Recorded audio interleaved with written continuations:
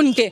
आपकी जब रैली होती है, आप जब रैली करने जाते हैं चुनाव की, तो ऐसी ऐसी गाड़ियों से आप उतरते हैं, ऐसी ऐसी सुख सुविधाएं आपको मिलती है, जहाज से नीचे आप पैर नहीं रखते, तो वो कहाँ से आता है? आज अगर दिल्ली की जनता को बिजली, इलेक्ट्रिसिटी, पानी फ्री में नहीं मिला है, आप सब टैक्स पे करते हैं। आपको पता है जो आप एक पेंसिल लेते हैं उसके पीछे भी टैक्स होता है, जो आपका बच्चा पढ़ता है एक पेंसिल पेन खरीदता है, किताब खरीदता है, उसका आप टैक्स पे करते हैं। कैसे फ्री? इनकम यूटिलाइज जो आज सरकार है, I am not fan of anyone, but जो आज की दिल्ली की सरकार है, उसने इनकम को, जो पैसा था, जो फंड था, उसको यूटिलाइज सही तरीके से किया। अगर 100 रुपए ऊपर से आए तो उन्होंने ये कोशिश करी कि 80 रुपए नीचे के लेवल तक जाएं। बाकी जो सरकारें थी वो ये नहीं चाहती थी कि 80 रुपए नीचे के लेवल तक जाएं। आते नीचे के लेवल तक सिर्फ 10 या 15 रुपए बचते थे। तो जब 10 या 15 रुपए बच के अपनी जेब गर्म करी तो आपके पास क्या बचा कुछ आपके पास? जब आपके पास कुछ बचेगा ही नहीं तो देश का सुधार कैसे होगा? इनकम नहीं है,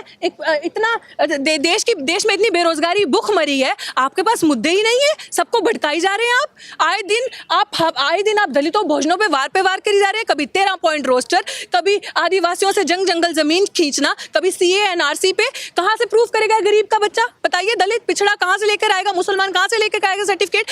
आप आदिवासियों से पूछते हैं कि सर्टिफिकेट दीजिए, पेपर दीजिए, जिनका जंगल जमीन, जो हमारे पर्यावरण में इतनी, ये जो आज हम सांस ले पा रहे हैं ना, थोड़ी सी उन्हीं की वजह से ले पा रहे हैं सांस। आप उनको कहते हैं कि पेपर दिखाइए, दस्तावेज दिखाइए। क्यों? क्योंकि आपको पता है कि इनकी जमीन जो है वो खजाने से भरी हुई है। इनको यहाँ से निकालेंगे, वो पूंजीपतियों के हाथ में देंगे, वो जमीनों पे अपनी फैक्ट्रियां बनाएंगे और बैठ के आराम से खाएंगे।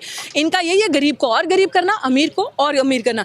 खैर, ये समझना हमें बहुत ज़रूरी है, स्पेशली बैकवर्ड क्लासेस के लिए, दलितों के लिए, बहुजनों के लिए ये समझना बहुत ज़रूरी है कि आपको तर्कशील होना ज़रूरी है और इनके एजेंडों को समझना बहुत ज़रूरी है। ये सरकार ना कल आपकी थी ना आज आपकी थी, और अगर आप आज भी नहीं समझे तो कभी नहीं समझे। ये संविधान के अगेंस्ट है और ये जो रिजर्वेशन है उसको ऊपर नीचे नहीं, कम ज़्यादा नहीं, बिल्कुल डिमोलिश खत्म करना चाहते हैं। मोहन भागवत ने, आपने सुन ही लिया था क्या कहा था कि इस पे तर्क और इस पे सोचने की ज़रूरत है।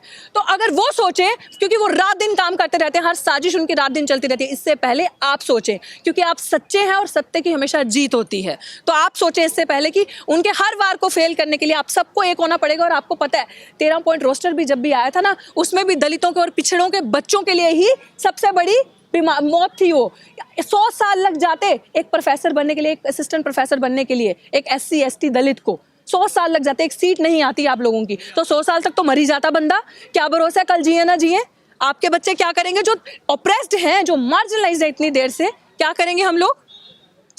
हम लोगों को सोचने की जरूरत है, तर्क करने की जरूरत है ना। आई विश कि जितने ज़्यादा से ज़्यादा जागरूक हों लोग, उतने ज़्यादा से ज़्यादा लोग आएँ और हम लोग एक दूसरे का साथ दें मजबूती से और इस सरकार के खिलाफ लड़ें और जीत इस तरीके से हमारी ही। ठीक है मैम, जो जिस तरह देखा गया हिंदू मुस्लिम, भारत पाकिस्तान, शाहीन बाग, ये मुद्दा बीजेपी का दिल्ली चुनाव में नहीं चला, लेकिन बिहार में और बंगाल में, दूसरे राज्यों में क्या लग रहा है, ये जो एजेंडा है ये काम करेगा या फिर नहीं? बिल्कुल नहीं काम करेगा। लोग आहिस्ते आहिस्ते जागरूक हो रहे हैं और लोगों को जागरूक होना पड़ेगा, उसके सिवा कोई चारा भी नहीं है। यूपी में आपने देख लिया, इतना बच्चे के पैदा होने का रेट नहीं है जितना मरने का रेट है एक इंसान के। तो यूपी का बड़ा अच्छा, कल फेसबुक पे मैंने एक सोशल नेटवर्किंग पे मैसेज पढ़ा कि दिल्ली वालों आपको बहुत बहुत मुबारक, आपके हिस्से में कोहिनूर आया और हमारे हिस्से में गौमूत्र और गोबर, यही आ रहा है ना उनके हिस्से में।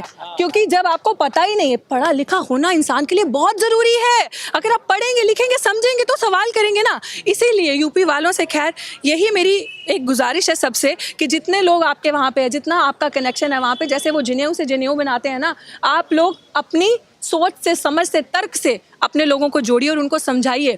आज दिल्ली से ख़त्म हुई है ना ये सरकार बड़ी जल्दी यूपी से भी जाएगी। झारखंड से गई ना, तो हमारे ही हाथ में है। 1 वोट 1 वैल्यू, बाबा साहिब ने समझाया था।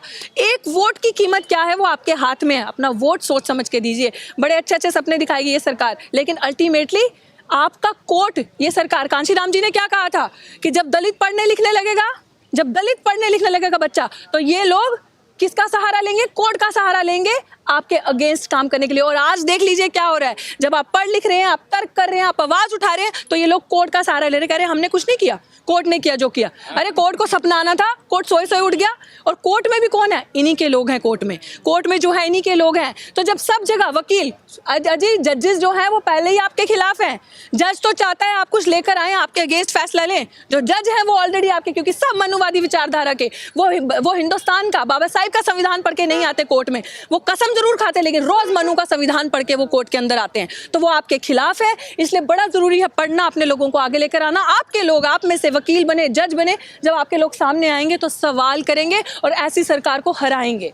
आप जो काम आप नहीं कर सकते वो सरकार से करवाते हैं। फिर गृह मंत्री जी कहते हैं, क्या कहते हैं कि सुप्रीम कोर्ट का फैसले का सब सम्मान करेंगे। कैसे सम्मान करेंगे सुप्रीम कोर्ट के फैसले का? आप आके हमारा कत्ल पे कत्ल करते जाएंगे, हमें क्रोनोलॉजी समझाते जाएंगे, और हम क्रोनोलॉजी समझ के, क्रोनोलॉजी वो वाली क्रोनोलॉजी नहीं, क्रोनोलॉजी वो वाली जो दलितों पे वार है, जो दलितों पे, आदिवासियों पे वार है। आप हमारी यूनिवर्सिटी का निजीकरण कर रहे हैं, प्राइवेट कर रहे हैं। कैसे कर रहे हैं यूनिवर्सिटी का निजीकरण? दलित का, पिछड़े का बच्चा, आप प्राइवेट सिस्टम में रिजर्वेशन है नहीं है ना, तो जो प्राइवेट सिस्टम में रिजर्वेशन नहीं है, आप विश्व गुरु बनाने की बात करते हैं यूनिवर्सिटी को, पहले जेएनयू पे, डीयू पे आक्रमण फीस बढ़ा रहे हैं। आप हमारे बच्चों को मार रहे हैं, क्योंकि दलितों के पास इतना पैसा नहीं होता कि लाखों रुपए देके 3-3 महीने की फीस 6-6 लाख 7-7 लाख है। इनको दिखा कि ये 7-8 हज़ार लोग आते हैं हर बार, 6-7 हज़ार में एनुअल इनकम में बड़े अफोर्डेबल रेट में पढ़ के चले जाते हैं इनके बच्चे, और आ रहे हैं जी सवाल कर रहे हैं। आज आप अपने रिजर्वेशन से चंद टिकटें लेके जाकर बैठे हैं संसद के अंदर, उनसे वो बर्दाश्त नहीं हो रहा कि आप सवाल कर रहे हैं। तो सरकार की ही मंशा है ये जो मनुवादी विचारधारा के, जो अमित शाह, एक तड़ी पार, दूसरा अब हो गया BA MA पार, पास नहीं, गृह मंत्री सर्टिफिकेट दिखा रहा है प्रधानमंत्री को डिफेंड करने के लिए। देखिए गृह मंत्री जो है वो प्रधानमंत्री का वकील है, समझने की कोशिश कीजिए। वो सर्टिफिकेट किसके दिखा रहा है? प्रधानमंत्री के, कि अब ये लो जी हमारा प्रधानमंत्री पास हो गया, BA और MA पास।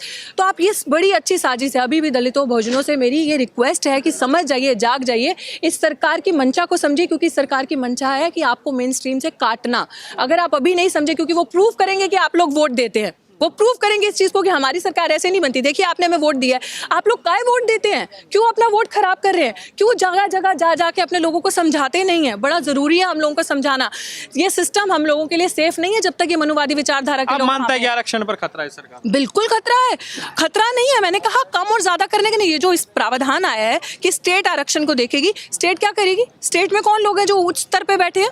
कितने लोग हैं आपके स्टेट में? कितने मंत्री हैं आपके स्टेट में? कितने अच्छे लेवल पे प्रोफेसर हैं आपके स्टेज में? प्रोफेसर का प्रमोशन नहीं हो रहा, तो जो स्टेट क्या करेगी? कौन सी स्टेट है जो पैसा नहीं चाहती? स्टेट भी निजीकरण करेगी, स्टेट भी प्राइवेटाइज करेगी, स्टेट भी पूंजीपतियों के हाथ में देगी चीजों को। और आप तो कल भी खड्डे में और आज खड्डे के और नीचे हैं।